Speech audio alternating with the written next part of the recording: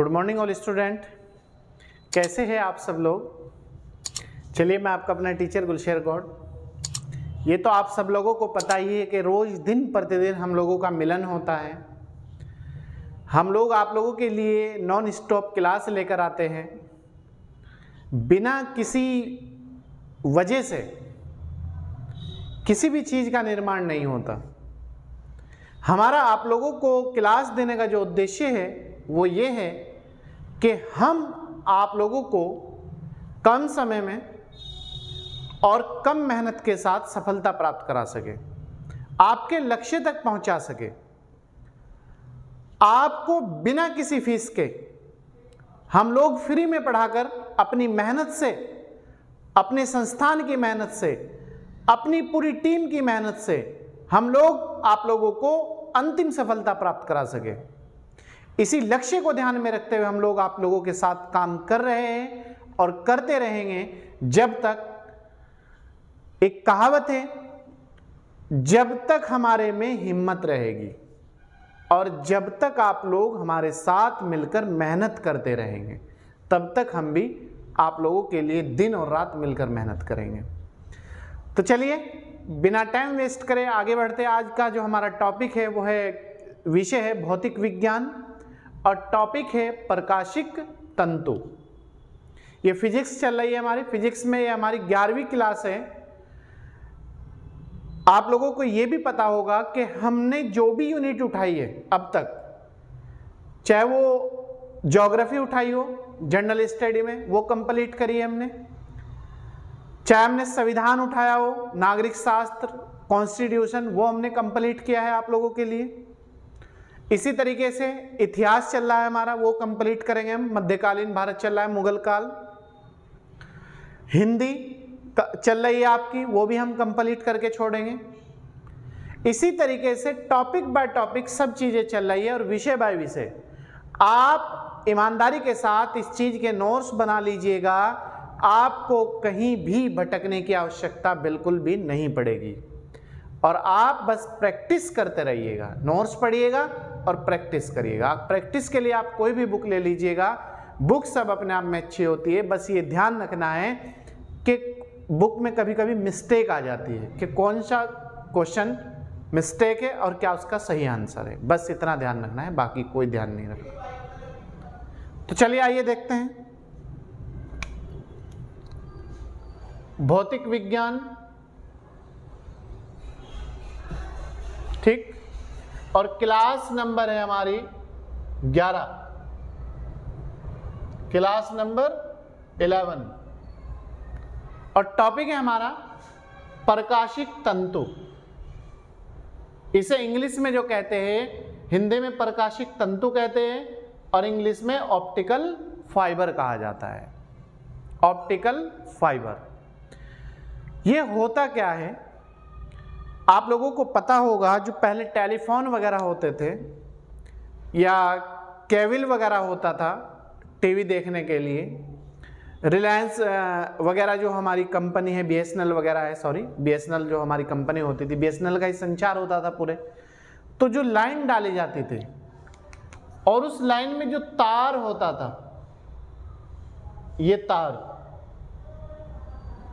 जिसके माध्यम से साउंड सुन सकते थे और साउंड दूसरे को सुना सकते थे, तो इसे केबल कह लो आप। जो केबल होता था, इसमें जो तार होता था वो पहले एल्युमिनियम का भी होता था और फिर बीच में ये आपका उसमें हो गया, आपका पारे वगैरह में, इस तरह की चीजों में हो गया। इसी चीज को ये क्या करता था, ये लाइट की बहुत ज्यादा खर्च करता था। और ये जो ऑप्टिकल फाइबर है, प्रकाशिक तंतु है, ये लाइट को सेव करता है। 100% तो नहीं करता, लेकिन ये है कि 95% सेव करता है। और ये जो पहले होता था आपका एल्युमिनियम वगैरह में, ये लाइट को बहुत मिसयूज करता था और लाइट की जो बचत थी वो कम करता था। उसी चीज को ध्यान में रखते हुए हम लोगों ने प्रकाशिक तंतु का निर्माण किया था। तो इसी चीज को आगे बढ़ाते हैं, आइए देखते हैं। प्रकाश सरल रेखा में गमन करता है सरल मतलब जैसे ये रेखा है, ये कह रहा है कि प्रकाश इस रेखा में पहुंचता है, पहुंचना मतलब गमन करता है, लेकिन पूर्ण आंतरिक परावर्तन का उपयोग करके प्रकाश को एक वक्रीय मार्ग में चलाया जा सकता है। पूर्ण आंतरिक परावर्तन क्या है? जैसे ये है, तो ये एक नली है और इसमें पूर्ण आंतरिक परावर्तन ऐसे होगा, तो प्रकाश को चलाया जा सकता है पूर्ण आंतरिक परावर्तन के द्वारा। ठीक है। नोट है, प्रकाशिक तंतु पूर्ण आंतरिक परावर्तन के सिद्धांत पर आधारित, याद रखना जो प्रकाशिक तंतु है वो किस सिद्धांत पर काम करता है? ये पूर्ण आंतरिक परावर्तन के सिद्धांत पर काम करता है। और पूर्ण आंतरिक परावर्तन क्या है? मैंने आपको अभी बतलाया कि जो हमारा ये प्रकाश है ऊपर नीचे, ये पूर्ण आंतरिक परावर्तन का उदाहरण है या डायग्राम है। पर आधारित एक ऐसी युक्ति है जिसके द्वारा प्रकाश सिग्नल को इसकी तीव्रता के बिना क्षय मतलब कम के एक स्थान से दूसरे स्थान पर भेजा जा सकता है या स्थानांतरित या परिवर्तित किया जा सकता है। अब याद रखना, प्रकाशिक तंतु जो है वो पूर्ण आंतरिक परावर्तन के सिद्धांत पर काम करता है। पूर्ण आंतरिक सिद्धांत के द्वारा प्रकाश सिग्नल को इसकी तीव्रता के बिना मतलब बिना तेजी के, बिना लॉस के एक स्थान से दूसरे स्थान पर भेजा जा सकता है या स्थानांतरित किया जा सकता है। चाहे मार्ग मतलब रास्ता कितना भी टेढ़ा मेढ़ा क्यों ना हो, मतलब रास्ते में चाहे कितनी भी संक्रीट, जैसे ये रास्ता ये कितना भी टेढ़ा मेढ़ा क्यों ना हो, उससे हमारे पे कोई फर्क नहीं पड़ता। जो ऑप्टिकल फाइबर है, जो इसमें किरणें हैं, वो कहीं से भी जा सकती है, नो प्रॉब्लम। नेक्स्ट है, प्रकाशिक तंतु का उपयोग कहां कहां पर होता है? ये भी इंपॉर्टेंट हो जाता है। प्रकाश सिग्नलों के द्वारा संचार में, जो कम्युनिकेशन है, जो घरों में आप फाइबर लगवाते हैं, आज तो रिलायंस कंपनी ने सब चीज़ें आसान बना दी है, फाइबर वगैरह के माध्यम से प्रकाश घरों में बैठा हुआ और अच्छी बातचीत होती है, चाहे आपकी किसी भी माध्यम से बातचीत हो रही हो। अब तो यहाँ तक कि जिन लोगों ने गर्लफ्रेंड बना रखी है उन लोगों को भी आसानी हो गई, वरना क्या था, फोन लगाते थे और जल्दी जल्दी बात करते थे और दिक्कत होनी शुरू हो जाती थी। तो गर्लफ्रेंड कहती थी, अरे कितनी जल्दी बात कर रहे हो, अरे करो जल्दी करो जल्दी करो। तो उन लोगों को भी आज तो चाहे जहाँ कितनी लंबी बात कर लो, हाँ करो ना करो, कोई दिक्कत वाली बात नहीं है। तो इन चीज़ों का भी ध्यान रखना। प्रकाश सिग्नलों के द्वारा संचार में, कम्युनिकेशन में। नंबर 2, शरीर के अंदर लेजर किरणों को भेजने में। आपने देखा होगा जो पेट वगैरह के डॉक्टर होते हैं या कोई इस तरह का ट्रीटमेंट होता है, वो आपके अंदर कैमरा डालता है और पेट की जांच करता है, तो उसे भेजने में भी इसका प्रयोग होता है। मानव के शरीर के आंतरिक भागों की जांच करने में, जो इंटरनली जांच है वो कैमरे के द्वारा, ऑप्टिकल फाइबर की बारीक लड़ी सी तंतु होता है उसमें, उसके द्वारा होती है। इसी तरीके से प्रकाशिक तंतु का उपयोग विद्युत सिग्नलों को प्रकाश सिग्नल में बदलकर प्रेषित भेजने में तथा अभिग्रहण करने में भी किया जाता है।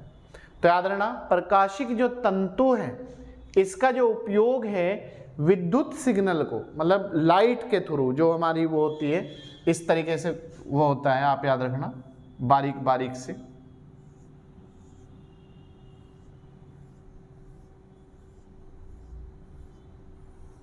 इनका जो व्यास होता है बाल से भी बारीक होता है, इनके द्वारा इस तरह की जो लाइट होती है, ठीक है। विद्युत सिग्नल को प्रकाश सिग्नल में बदलकर भेजने में तथा अभिग्रहण करने में भी किया जाता है। यह है आपका विद्युत सिग्नल का प्रकाश सिग्नल, ठीक है। फाइबर, ये देखो इस तरह का होता है, ये फाइबर प्लास्टिक, एक इसके अंदर मोटा सा होता है ये भाग, इसे कहते हैं प्लास्टिक कोटिंग। इस पे प्लास्टिक चढ़ी होती है ऊपरली साइड में, यहाँ पर इस तरीके से। और ये होता है क्लोडिंग, और ये होता है फाइबर कोर, ये और ये होती है इसमें लाइट, यहाँ पर ये यहाँ पर लाइट होती है, ठीक है। इसे ही प्रकाश तंतु कहा जाता है। ये प्रकाश तंतु का डायग्राम है, ठीक है। और एक चीज और बतला दूं मैं आप लोगों को, अगर ये नहीं समझ में आ रहा था दूसरे तरीके से और देख लो। एक चीज होती है ये और एक होती है ये जो है आपका कोर एरिया होता है, कोर, क्रोड भी कहते हैं इसे, क्रोड, और ये इसका ऊपरी भाग होता है। तो यहां पर क्या होता है कि प्रकाश का जो गमन होता है कम से ज्यादा की ओर बढ़ेगा या ज्यादा से कम की ओर बढ़ेगा? कम से ज्यादा की ओर बढ़ेगा। तो वो ऐसे होता है, ऐसे, फिर रिटर्न हो जाता है, फिर ऐसे होता है, फिर ऐसे, फिर ऐसे, फिर ऐसे, ठीक है। इसे ही ऑप्टिकल फाइबर का उदाहरण भी माना जाता है। नेक्स्ट है प्रकाश तंतु पूर्ण आंतरिक परावर्तन की घटना पर आधारित होता है। ये याद रखना, पूर्ण आंतरिक परावर्तन, ये बार बार पॉइंट आता है एग्जाम में, जिसकी सहायता से एक प्रकाश संकेत को एक स्थान से दूसरे स्थान तक बिना ऊर्जा क्षति के भेजा जा सकता है। मतलब बिना ऊर्जा, 100% तो ऊर्जा बचाने की सिक्योरिटी किसी में भी चीज में नहीं होती, ना तो बीएसएनएल में थी, ना जो ऑप्टिकल फाइबर में है, लेकिन यह है कि 95-6% ये बचाता है। नेक्स्ट है प्रकाशिक तंतु उच्च गुणवत्ता के संयुक्त कांच या क्वार्ट्ज तंतु से बनाया जाता है। ये कांच मिक्स करके बनाया जाता है और इसमें सेफ्टी के लिए, ताकि करंट ना लगे, ऊपर वायर के ऊपर वो कर दिया जाता है प्लास्टिक टाइप में, ताकि करंट ना लगे, चूहे वगैरह ना काटे इस चीज़ को, क्योंकि इस चीज़ को चूहे काट देते हैं। हमारा भी काट दिया था घर में, हमारा जो केबल इंस्टीट्यूट पे फाइबर का, वो काट दिया था। तो ये बचाने के लिए इसे किया जाता है। तो ये था प्रकाशिक तंतु, आप समझ गए होंगे मुझे उम्मीद है। अब एक चीज़ का ख्याल रखना, ये पूर्ण आंतरिक सिद्धांत पर कार्य करता है।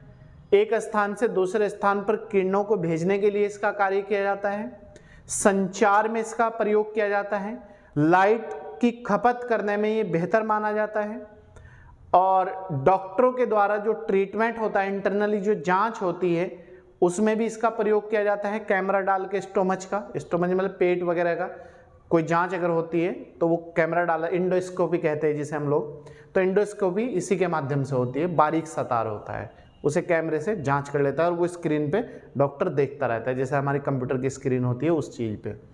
तो ये सब चीज़ें ही इसमें इम्पोर्टेंट थी।